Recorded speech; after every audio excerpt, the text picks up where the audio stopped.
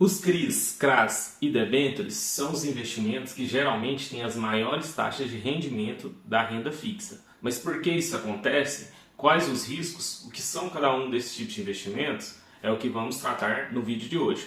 Eu sou o Marcos e esse é o último vídeo da nossa série de investimentos de renda fixa. Nos próximos vídeos iremos iniciar sobre renda variável. Então, se esse assunto me interessa, não sai daí. Os CRIs e CRAs são dois tipos de investimentos com características muito parecidas, porém voltados para empresas de áreas diferentes. Estes títulos, assim como outros tipos de investimento, eles seguem as regras de rentabilidade padrão, podendo ser pré-fixado, pós-fixado ou híbrido, geralmente atrelado à inflação ou ao CDI. Se você tem dúvidas sobre o que é isso, volta lá no vídeo da LCI e LCA que eu expliquei melhor o que é. Além disso, esses títulos eles são isentos de imposto de renda e têm uma rentabilidade mais elevada do que as outras opções de investimento. Mas por que essa rentabilidade mais elevada? Quais os riscos? É o que a gente vai entender agora. Certificados de recebíveis são dívidas de empresas. Geralmente as empresas fazem vendas para receber o valor parcelado, porém às vezes ela pode precisar daquele dinheiro antecipadamente. Para isso ela emite esses certificados para receber esse valor adiantado, e quem está investindo no certificado recebe esses juros.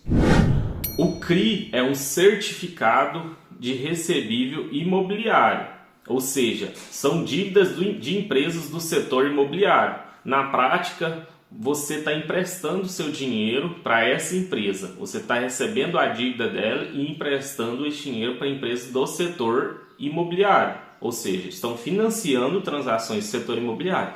Já o CRA, que seria o Certificado de Recebível Agrícola, é a mesma coisa, porém para o setor do agronegócio. Está financiando transações do agronegócio.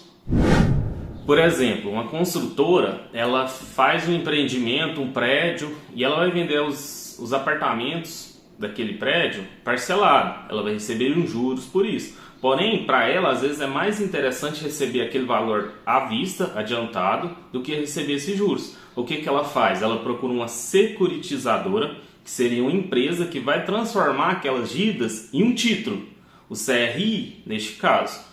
Ou seja, quem vai receber os juros não vai ser mais a empresa, vai ser quem investir naqueles títulos.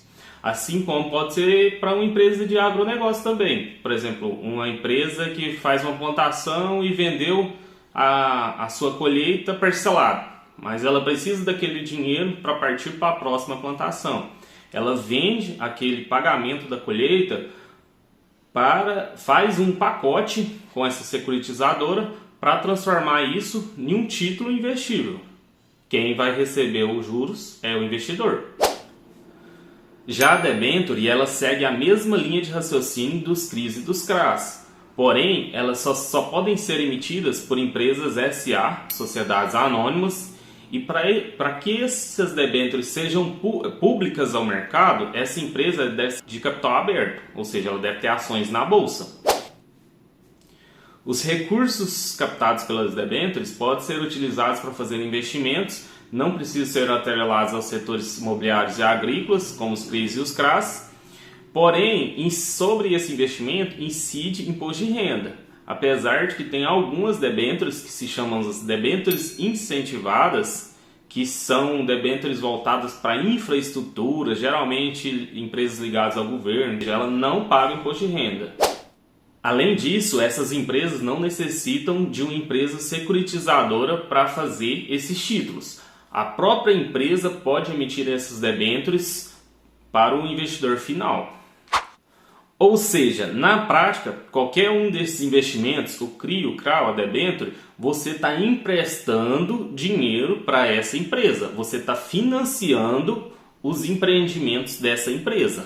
É aí que mora o X da questão. Diferente dos últimos investimentos que a gente falou, que são emitidos por bancos, têm garantia do FGC, ou então são emitidos pelo governo, os CRIs, os CRAs e os debêntures, eles não têm essas garantias. Portanto, na hora da gente investir, a gente tem que analisar muito bem essas empresas que estão emitindo esses títulos.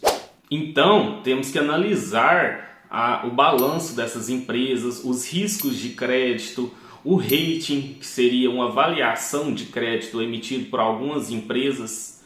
Geralmente a própria plataforma já traz esse rating, AAA, BBB, AA+, por aí vai. Tem o rating, por exemplo, geralmente ele mostra lá, tá verdinho, é mais seguro, amarelo, mais intermediário, e o vermelho são empresas mais arriscadas. Porém, nem sempre a gente pode levar só isso aí em consideração. Então a gente tem que analisar o balanço, tem que analisar as dívidas da empresa, tem que analisar quais que são as garantias oferecidas, se tem garantias. Dito isso tudo, qual que é a conclusão que a gente chega? Esses investimentos, eles são investimentos mais arrojados, não sendo indicados para investidores iniciantes ou que não pretendem correr muito risco nessa classe de ativos. É mais indicado ou para um investidor que quer uma diversificação, aumentar um pouquinho do risco, correr um pouco mais risco para tentar aumentar seus rendimentos, ou então para fundos de investimentos ou fundos imobiliários de papel. Além disso, outra questão é o valor mínimo para investimento.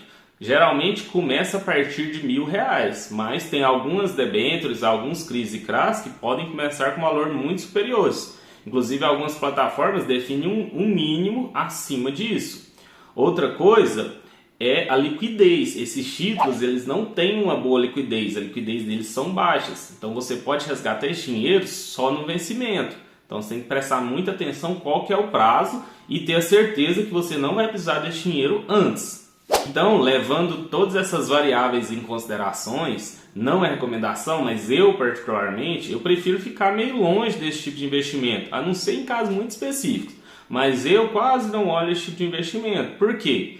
Eu acho que na renda fixa é justamente para não correr risco. Então, na renda fixa, o que eu procuro? Não correr riscos. Se eu quero correr risco e outra, se eu vou ter que analisar aquela empresa, eu prefiro ser sócio daquela empresa do que emprestar dinheiro para ela. Eu prefiro ser um sócio do que ser um credor. Então, já que eu vou ter que analisar toda a empresa, correr um pouco mais de risco, eu prefiro partir logo para as ações do que ficar numa renda fixa que meu retorno é limitado e vou correr um alto risco. Se é para correr alto risco, eu quero retornos ilimitados.